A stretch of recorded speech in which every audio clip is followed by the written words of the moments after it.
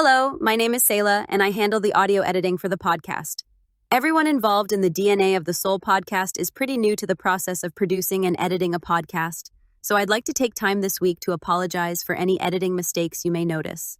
This is my first foray into this, so I am very much learning as I go. With that out of the way, this is a bit of a filler week with your primary host, James, going away for the weekend. It was decided that everyone needed a little bit of a break this week, but I'd like to put up something to help keep the channel going, which before I move on, I'd like to take a moment to thank everyone who has listened and subscribed. It means the world to all of us that anyone would care to listen to even a few seconds of some random nerds prattle on about games. Thank you. So, to fill the time this week, I want to do a short segment called Sayla's Quick Anime Review, where I will quickly summarize my thoughts on some anime I've seen. Don't expect much from this, as it is simply filler content for the channel, but if someone out there likes it, maybe I can talk the boys into letting me do more sometime.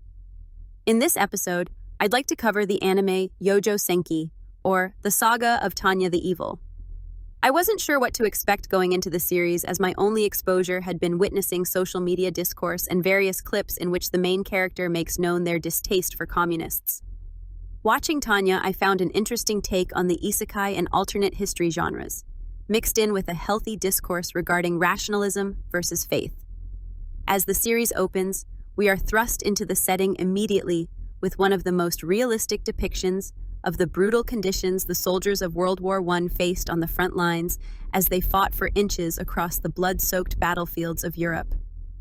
As someone with a bachelor's in history, I was immediately intrigued by the care and effort taken to recreate the atmosphere. We are introduced here to our main character, Tanya Degurachafu, who is a mage in the Imperial Army. We later learn, or rather it should be inferred, that the Empire, as the series refers to the nation, is a stand-in for World War I to World War II Germany. Immediately we are shown how proficient Tanya is in battle, and as the episode goes along we learn how intelligent she is as well. We also are introduced to who would later become her assistant, Victoria Serebriakov. This leads me to my first real complaint about the series. Outside of Tanya, none of the other characters are properly introduced or explored. This makes it fairly difficult to remember most of them, as they all tend to merge together to form a bland generalization of her squad. I would have liked to have had a few fewer scenes of battle and war, and maybe a few more fleshing out our supporting cast. So in a flashback, we learn that Tanya was a salaryman in the year 2030, working as a human resources executive in Tokyo. We learn a lot about the character's view of society and the world during this, and as he is pushed in front of a speeding train by a disgruntled former employee, we are introduced to the mysterious being X, who introduces itself as God, but our main character believes they may be more akin to Satan.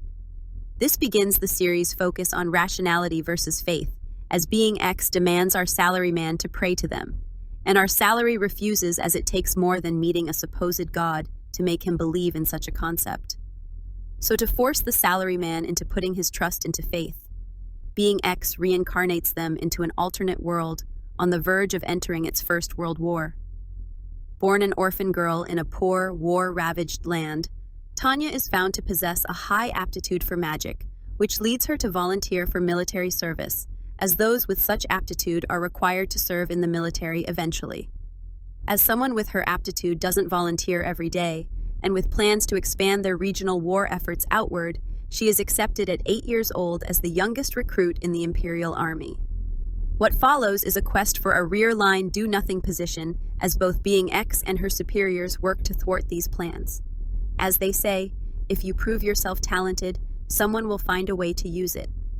Tanya, again and again, proves not only her magical superiority, but her knack for military tactics and leadership.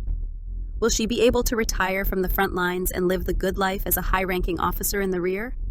Well, you'll have to watch to find out. The last thing I want to mention before I go is the combat. Using era-accurate weapons as magical wands, the series features amazing aerial battles between magics firing spells at each other. It is quite pleasant to watch and serves as the focal point of most episodes. I think anyone interested in anime or alternate history would love this series.